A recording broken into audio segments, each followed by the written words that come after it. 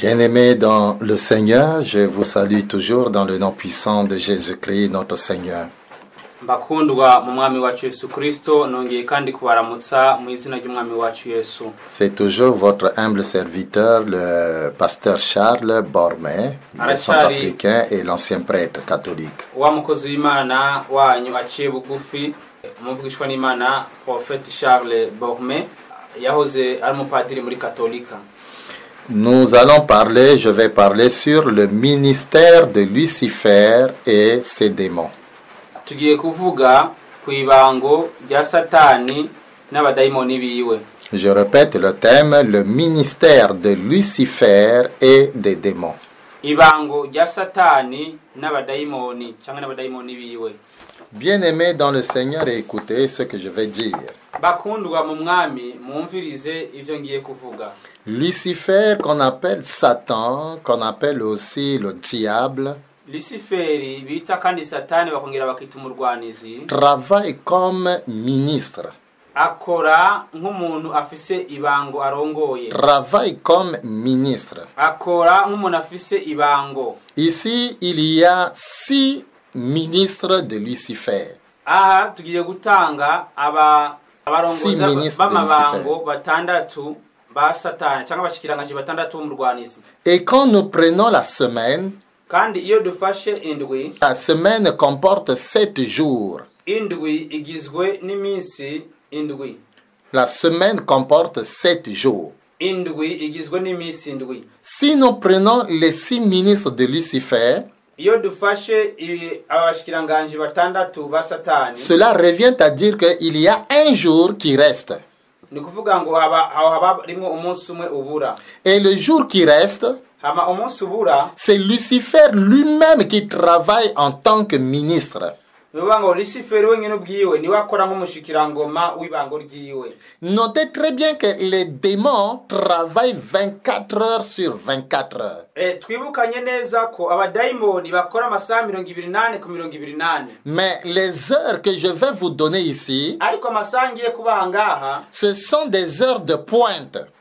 n'amasaha nkoregwako. C'est-à-dire Ni kuvuga ngo des heures où on prend des décisions pour envoyer les démons travailler. ni kuvuga ngo n'amasaha bafatirako ingingo zo kurungika abadayimoni kugira ngo bakore. C'est comme ça que le lundi, Bihera lundi, umunsi wa mbere, la personne qui travaille tous les lundis, c'est Lucifer lui-même.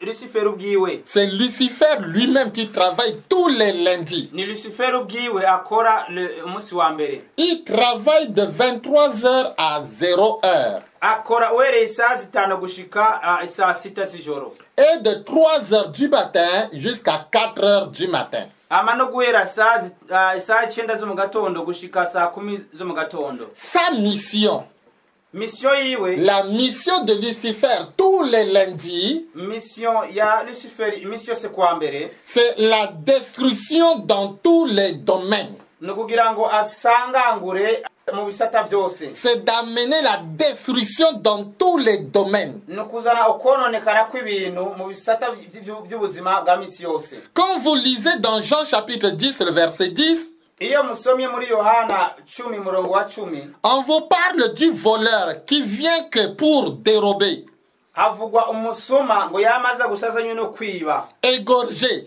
kwica, et détruire. no gusangangura. C'est ainsi que quand vous analysez très bien la journée de lundi, Niyo mpamvu iyo musuzumye neza umunsi wo kuwa mbere, vous allez voir qu'il y a une lourdeur terrible qui s'abatte sur les gens. muzosanga ari kuremerwa gukomeye kuba ku bantu. Les gens se réveillent avec une douleur, une lourdeur terrible. Abantu bamavyuka baremerewe cyane barushe. Les choses ne vont pas marcher le lundi. Ku munsi wa mbere ibintu za gusanga bitagenda neza. Même si on vous a promis Naho baba barabasezeraniye de vous payer le lundi, kubahemba ku munsi wa mbere, de vous donner votre argent le lundi, kubahereza amafaranga yanyu ku munsi wa de mbere, payer votre dette le lundi. kurira ideni ryanyu ku munsi wa mbere. Dès que vous arrivez, Iyo mushitse on vous dira non, il faut repasser demain. bacabwira ngo genda muzogaruka ejo, Repasser demain. genda uragaruka ejo, Repasser demain. uragaruka ejo. Même les commerçants au marché, n'abacuruza ku isoko, ceux qui vendent les marchandises au marché, abacuruza ibidandazwa ku isoko, ils expérimentent mieux ce que je suis en train de dire. ibi barabizi neza cyane ndiko ndavuga. Le lundi, c'est difficile pour eux de trouver des clients. Kuwa mbere biragoye cyane kuri bo kugira ngo baronke abakiriya, C'est difficile pour eux de faire des recettes. biragoye kuri bo kugira ngo baronke amafaranga. Tout ceci, c'est parce que c'est le diable qui est au travail. Ibi byose ni kubera yuko bari umugwaniza bari ku gikorwa. Lui, sa mission, c'est d'amener la destruction dans tous les domaines. We igikorwa ciwe ni ukuzana ugusambagurika mu bisata vyose. Rien ne peut marcher le lundi. Nta kintu na kimwe gishobora kugenda neza ku munsi wa mbere. C'est même comme ça que certaines personnes, nuko nyene kandi abantu bamwe connaissant déjà bamaze kumenya que le lundi, ko umunsi wa mbere c'est une journée de lourdeur, n'umunsi wahebwe, une journée où rien ne peut marcher. umunsi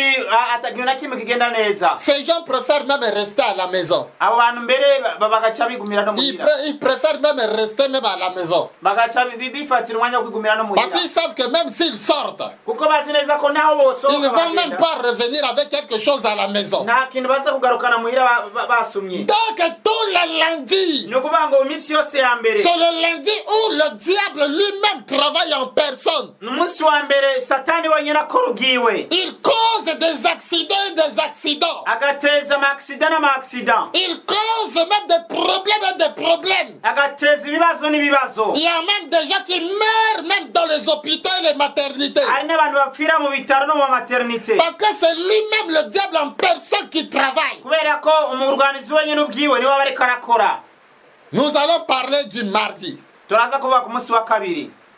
Le mardi, umunsi wa kabiri le démon qui travaille tous les mardis, amudayimoni akora iminsi yose ya kabiri son nom c'est Nabrote. yitwa Nabrote. Nabrote. Nabrote, N-A ne na a na b na e na o na Nabrote. na t na e. C'est le démon qui travaille tous les mardis. ni umudayimoni akora iminsi yose ya kabiri, Il travaille de 9h à 10h akora guhera saa tatu gushika saa yine et de 21h à 22h. no guhera saa tatu gushika saa yine z'ijoro. Sa mission c'est quoi? misiyo yiwe ni iyihe? Sa mission, icyo yatumye gukora c'est de répandre l'honneur et la gloire de Lucifer dans le monde. ni ukugira ngo akwirakize icyubahiro no kuganza kwa satani mu isi. Sa mission, c'est de répandre l'honneur et la gloire de Lucifer dans le monde. igikorwa cy'uwo yatumwe ni ukugira ngo akwirakize icyubahiro no kuganza kwa satani ku isi. C'est ce démon Nabrote niyo dayimoni Nabrote qui pousse les êtres humains atuma abantu à faire des choses qui reflètent la gloire du diable. bakora ibintu bigaragaza icyubahiro cya satani. Par exemple, akarorero, quand tu mens, iyo ubeshe, le verbe mentir, iyo rivuga kubesha, quand tu mens, iyo ubeshe c'est pour la gloire de qui? ni kubw'icyubahiro cyande. Quand tu voles, iyo wiba c'est pour la gloire de qui? ni kubw'icyubahiro cyande. Quand tu escroques une personne, iyo uresikoroka abantu ubabesha c'est pour la gloire de qui? mbega bari kubw'icyubahiro cyande. Quand tu détournes les biens publics, les derniers publics, c'est pour la gloire de qui? mbega iyo uri kuriba amatungo ya leta n'ay'abantu uba uriko ukora kubw'icyubahiro cyande. C'est ce démon Nabrote niyo dayimoni Nabrote qui pousse les gens ituma abantu à faire bakora les choses qui reflètent ibintu bigaragaza la gloire de Lucifer. icyubahiro cya satani. Quand vous écoutez les musiques mondaines, iyo muriko murumviriza imiziki yo mu isi, c'est pour la gloire de qui? mbega bari kubw'icyubahiro cyande. J'insiste sur la musique mondaine ici. ndashimika cyane ku miziki yo mu isi. Il y a des gens qui se disent des chrétiens. Mais quand vous entrez dans leur maison, c'est seulement les musiques mondaines du matin jusqu'au soir. C'est seulement les musiques mondaines qui résonnent dans leur maison depuis le matin jusqu'au soir.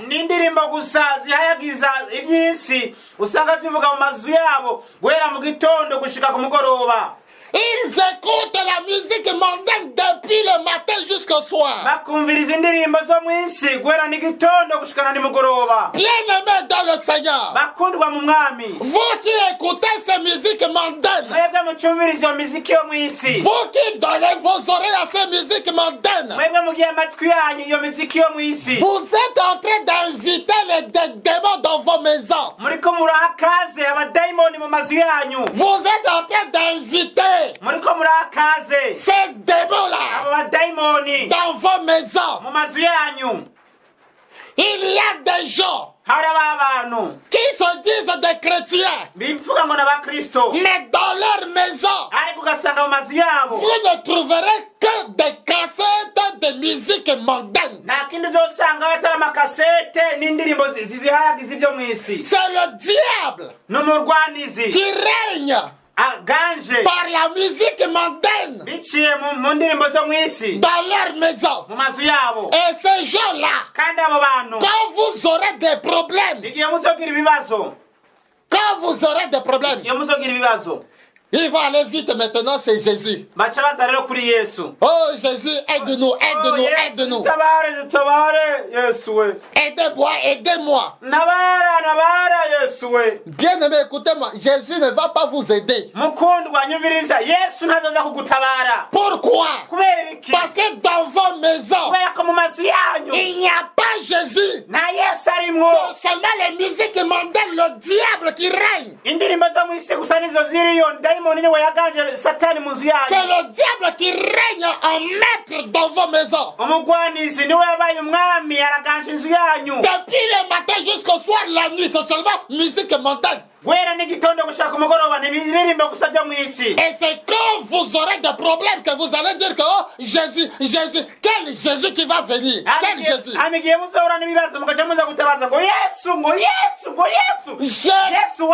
Jésus-Christ, il n'est pas votre oncle. Il n'est pas votre tante. Il n'est pas votre grand frère. Pour que quand vous êtes dans les musiques mondaines, et que quand le diable va vous saisir, vous allez dire maintenant, oncle viens m'aider, oncle viens m'aider. Jésus-Christ n'est pas votre oncle. Soit c'est lui qui règne dans vos maisons, ou bien c'est le diable qui règne dans vos maisons. Alors, c'est à vous de choisir. Soit c'est Jésus-Christ qui règne dans ta maison, ou bien c'est le diable au travers les musiques mondaines qui règnent dans vos maisons. Mais lorsque vous êtes en train d'écouter ces musiques mondaines dans vos maisons, vous faites la gloire de qui?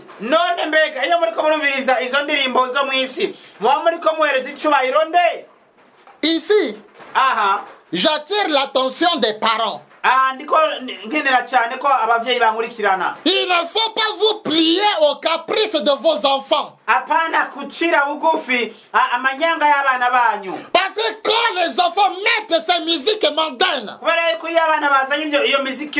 dans vos maisons, quand le démon entre, ce démon ne va pas seulement toucher les enfants, mais il va toucher tout le monde qui se trouve dans la maison. Ne dites pas que je suis spirituel. Non! On ne tente pas Dieu. La Bible dit tu ne tenteras pas ton Dieu. Ne dis pas que tu es spirituel et tu mettes ces musiques mondaines et tu laisses tes enfants mettre ces musiques mondaines dans ta maison. Non! C'est comme ça que quand le démon entre maintenant dans la maison, il ne va pas seulement s'attaquer à vos enfants qui ont mis cette musique-là, mais il va s'attaquer à tout le monde qui se trouve dans la maison. Ces démons vont mettre le désordre dans la maison. Désordre dans la maison. Il n'y a pas d'entente mutuelle dans la maison. Tous les jours, ce sont des bagarres. Des bagarres. Des insultes. Vous achetez quelque chose de valeur aujourd'hui. La chose là se brise aujourd'hui. La chose là se casse aujourd'hui. Tout ce que vous avez dans la maison là, c'est pourri. C'est en panne. Ça c'est le diable, c'est le démon. Parce que vous êtes en train de faire la volonté du diable. Il y a des blocages dans la maison. Des difficultés dans la maison. Tout ça c'est à cause de ces musiques mondaines. Et quand je suis en train de parler ici, l'Esprit du Seigneur me convainc qu'il y a des gens qui se disent des chrétiens, même dans leur voiture, même dans leur maison, même dans leur chambre. C'est le seul cas de musique mondaine qui se joue là-bas. Et vous dites que non, je suis né de nouveau. Oh, je suis chrétien. Tu es bâtard. Tu es païen. Tu es païen. La Bible dit ceci, que les enfants de Dieu sont conduits par l'Esprit de Dieu. Je doute fort que l'Esprit de Dieu peut te conduire à écouter une musique mondaine. Je doute fort. Je doute fort que le Saint-Esprit qui est en toi peut te conduire à écouter de musique mondaine dans ta maison, dans ta chambre, dans ta voiture. Je doute fort. Je doute fort. Bien-aimés dans le Seigneur, il y a même des chrétiens, des gens qui se disent des chrétiens. Quand vous prenez leur téléphone, il n'y a que de musique mondaine qui se trouve dans leur téléphone. Il n'y a que des musiques mondaines qui se trouvent dans son téléphone. Son téléphone est rempli, la mémoire de son téléphone est remplie que de musique mondaine. Grave encore. Il y a des gens qui se disent chrétiens. Quand vous prenez son téléphone, vous regardez dedans, vous allez regretter. Des films pornographiques dans son téléphone. Et il dit qu'il est rempli du Saint-Esprit. Il est né de nouveau. Tu es païen. Tu es païen. Bien-aimé dans le Seigneur, en tant qu'enfant de Dieu, nous devons savoir que nous sommes dans ce monde, mais nous ne sommes pas de ce monde. Nous devons savoir cela. En tant qu'enfants de Dieu, nous sommes dans ce monde, mais nous ne sommes pas de ce monde. Aujourd'hui, le monde a transformé les chrétiens. Au lieu que ce soit les chrétiens qui transforment le monde, mais c'est le monde qui transforme maintenant les chrétiens. Aujourd'hui, même nos églises sont transformées par le monde. Le monde est entré dans l'église. Le monde est entré dans l'église. Regardez comment les gens s'habillent pour aller à l'église. Regardez. Regardez comment nos choristes s'habillent pour aller chanter à l'église. Regardez comment certains de nos protocoles s'habillent pour se tenir à la porte. Regardez comment certains de nos pasteurs s'habillent pour se mettre sur la chair. Avec des tenues du monde. Ils copient le monde. Parfois la poitrine même dehors. Les seins même dehors. Le derrière là c'est dehors. Une manière de dire aux gens que regardez-moi, regardez-moi. Il y en a qui s'habillent avec des habits vraiment transparents. Vous pouvez même regarder même la couleur de son slip même. Vous pouvez même regarder même la forme même de son slip même. Tout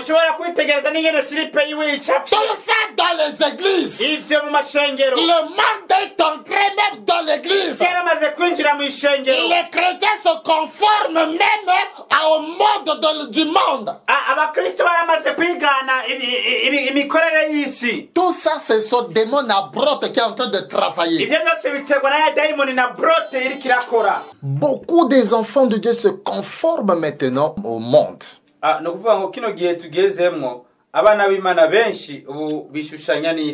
Allez à l'église, vous allez constater même la façon dont les gens viennent à l'église, ceux-là qui se disent des chrétiens.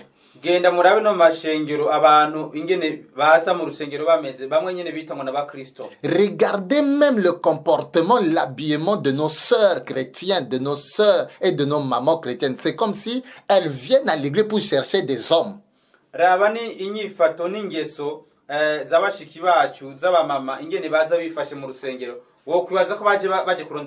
Si vous venez à l'église pour chercher des hommes là, vous êtes des païens, des païennes. Et même des sorciers.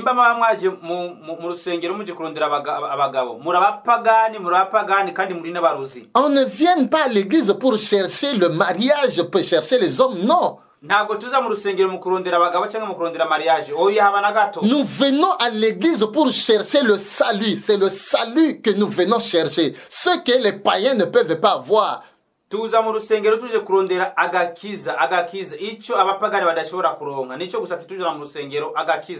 y a même de nos sœurs et de nos mamans qui partent à l'église. Ils laissent même leur sein là dehors. Dehors, vous pouvez voir même cela. Le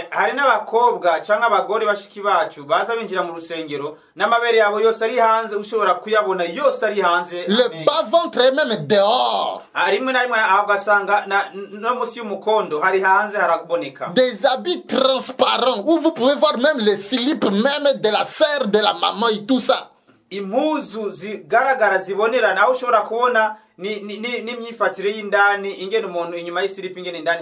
Des habits qui servent même la maman là, ou bien la sœur là. Vous voyez même toute sa forme là. Vous voyez même la forme là. Tout ça. Vous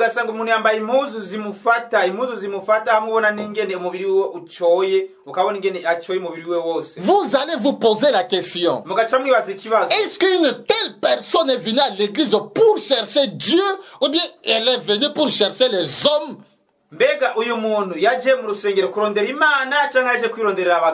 Si nous venons à l'église pour chercher Dieu, il y a un comportement, un caractère que nous devons avoir.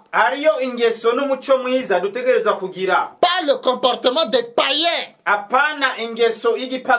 Regardez même la façon dont nos choristes même se comportent. Les mêmes choristes qui chantent pour Dieu le soir, ils chantent maintenant dans les bars. Les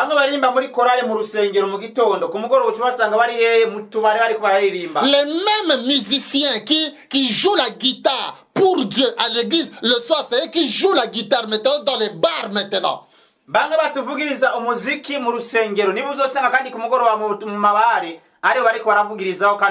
Où va nos églises aujourd'hui? Où va nos églises aujourd'hui? Nos églises sont déjà avalées par le monde. amashengero yacu yaramaze kumirwa mirunzwa n'isi. Tout ce qui se trouve dans le monde maintenant est déversé maintenant dans l'église. Ibyahoze biri mu isi none byose byamaze kwisanga biri mu ishengero. Lui-même le pasteur, umupasiteri wenyine ubwiwe, il s'habille comme un star. Yiyambarira nk'umusitari. Il s'habille comme un star. Yiyambarira nk'umusitari yibereye aho. Et les soi-disant fidèles, bamwe bitwa ngo n'abakristo, les chrétiens charnels, abakristo b'abanyamubiri, ce sont des fanatiques. baramaze gucika abafana nk'abanyamupira. Fanatiques du pasteur.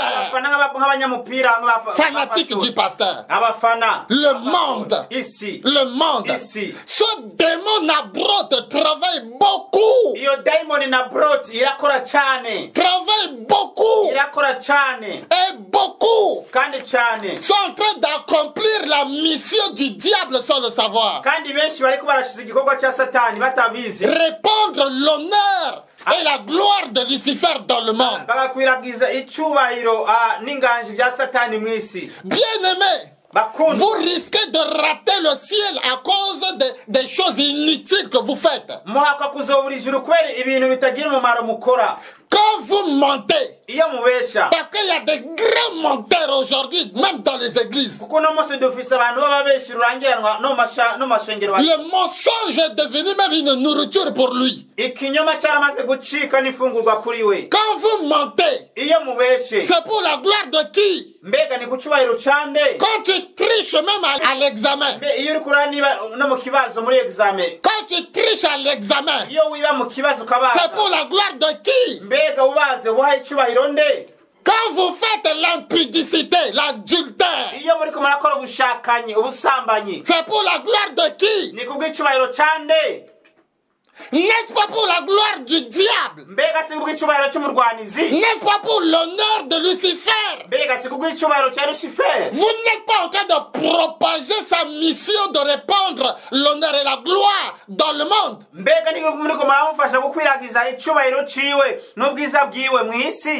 Quand nous allons même au stade pour regarder les catcheurs, c'est pour la gloire de qui? Et je parle bien des catcheurs, je ne parle pas de football.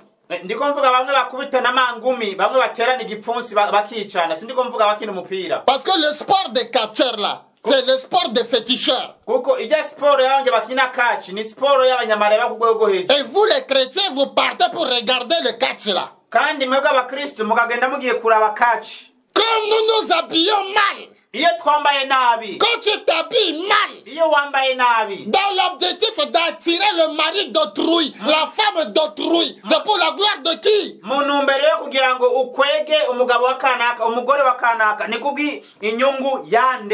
Ce démon Nabroth travaille sérieusement.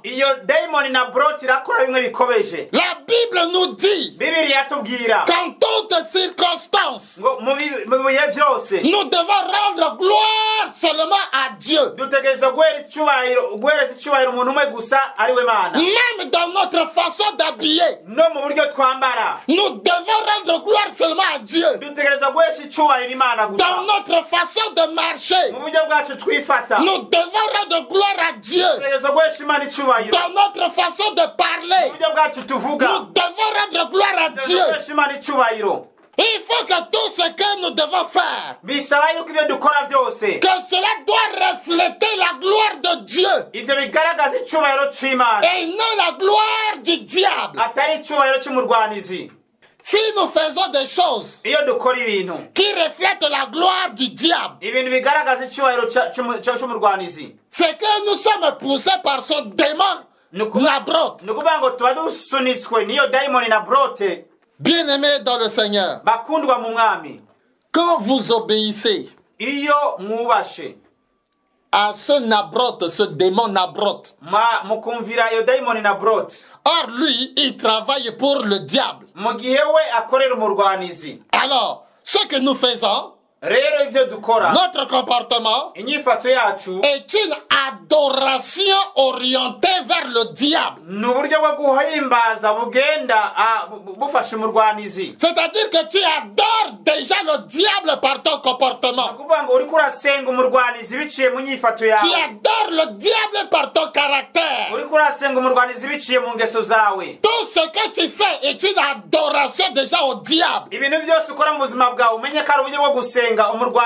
Si nous adorons le diable par notre comportement, comment Dieu, je parle du Dieu d'Abraham, d'Isaac et de Jacob, comment Dieu peut nous bénir? Est-ce que Dieu peut bénir quelqu'un qui adore le diable par ses comportements? La Bible est claire à ce sujet. S'il y a une famille qui n'adore pas Dieu, la pluie ne tombera jamais sur elle. Or, la pluie ici, c'est la bénédiction. La pluie, c'est la bénédiction. C'est toutes ces choses-là que nous cherchons de la part de Dieu. Mais comment ces choses-là, ces bonnes choses-là, qui sont entre les mains de Dieu, peuvent tomber maintenant dans ta vie? Si ta vie adore le diable, dans notre comportement, notre façon de vivre, nous adorons le diable. Est-ce que le diable peut nous bénir? Le diable n'a pas de bénédiction. Comment il peut nous bénir? D'ailleurs, lui-même, le diable, il est maudit. Et si nous l'adorons, nous aussi, nous sommes déjà maudits comme lui. Bien-aimés dans le Seigneur, ne continuez pas à adorer le diable avec vos comportements. Adorez Dieu. Adorez Dieu. Et il vous bénira. On s'arrête ici. Nous allons continuer prochainement. Et je dis toujours, si déjà tu te reconnais dans ce que je suis en train de dire, parce qu'aujourd'hui j'ai parlé du ministère de Lucifer et des démons. Lucifer travaille aussi comme un ministre aussi. Tous les lundis, c'est lui-même en personne, Lucifer, qui travaille. Voilà pourquoi vous allez constater que la journée de lundi, c'est une journée de lourdeur, une journée où rien ne marche.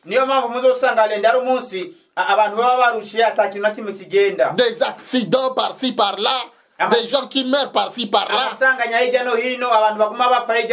Parce que sa mission, c'est quoi? Sa mission, c'est d'amener la destruction dans tous les domaines. Le mardi, le démon qui travaille tous les mardis, son nom c'est Nabrot. Sa mission, c'est de pousser les humains, les êtres humains, à répandre l'honneur et la gloire de Lucifer dans le monde. Il y en a beaucoup qui adorent déjà le diable par leur comportement, par leur façon d'habiller, par leur façon de marcher. Le monde aujourd'hui se retrouve dans l'église. C'est triste. Bien-aimé dans le Seigneur, si il se fait que tu te retrouves dans ces choses-là, tu as besoin de délivrance. Tu as besoin de délivrance. Cherche les hommes de Dieu véritables et qu'ils te délivrent. Père, je suis en train de prier pour ton église. Aie pitié de ton église. Aujourd'hui, ton église se confonde avec le monde. C'est difficile de reconnaître un chrétien avec un païen. C'est difficile de faire la différence. Tout ce qui se fait dans le monde se retrouve maintenant dans l'église. Nous dansons même de la même manière que les gens du monde dans l'église. Nous parlons le même langage du gens du monde maintenant dans l'église. Aie pitié de ton église, papa. Aujourd'hui, ton église est faible. Ton église n'est pas à la mesure de relever le défi, papa. Plusieurs de tes enfants sont enchaînés. Mais l'église ne peut rien faire. Plusieurs de tes enfants sont dans la prison de la sorcellerie. L'église est incapable de faire quelque chose pour eux. Plusieurs se retrouvent dans les chaînes même des démons et des esprits mauvais. L'église est incapable même de faire quelque chose. Aujourd'hui, même nos pays sont ce qu'il est. Sont ce qu'il est à cause même de l'église. Comme l'église est faible, nos pays sont faibles. Comme les pasteurs sont faibles, nos autorités politiques sont faibles. Parce que ainsi va l'église, ainsi va aussi l'État. Ainsi vont les hommes de Dieu. Ainsi vont nos autorités politiques. L'État est le résultat de ce que l'Église est. Nos autorités politiques et militaires et autres sont ce qu'ils sont. Ils sont le résultat même de nos serviteurs de Dieu, des serviteurs de Dieu.